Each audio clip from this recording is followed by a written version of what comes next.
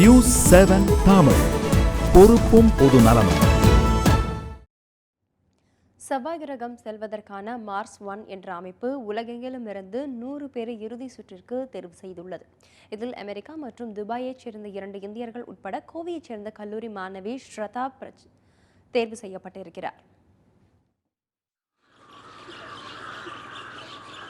கேரள மாநிலம் பாலக்காட்டைச் சேர்ந்த 19 வயதான இளம்பெண் ஸ்ரத்தா பிரசாத் தற்போது கோவை தனியார் கல்லூரியில் பொறியியல் 1ஆம் ஆண்டு படித்து வருகிறார். பெற்றோருக்கு ஒரே மகளான இவர் செவ்வாய் கிரகத்துக்கு பயணம் செய்ய தகுதி பெற்றுள்ளார். நெதர்லாந்தை தலைமையிடமாக கொண்டு செயல்பட்டு வரும் தனியார் நிறுவனமான மார்ஸ் 1 அமைப்பின் 3ஆம் கட்ட தேர்வில் தேர்ச்சி பெற்று இறுதி சுற்றுக்கு தகுதி பெற்றுள்ளார்.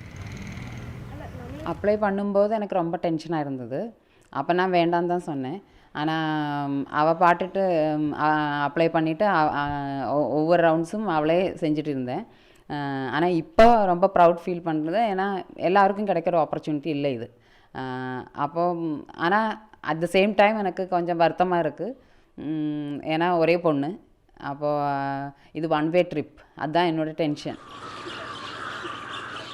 விண்வெளி ஆராய்ச்சி, தொழில்நுட்பம், ரிஸ்க் எடுப்பது மற்றும் சாகசங்கள் புரிவதில் இளம் வயது முதலே அதிக ஆர்வம் உண்டு என்கிறார் ஸ்ரத்தா.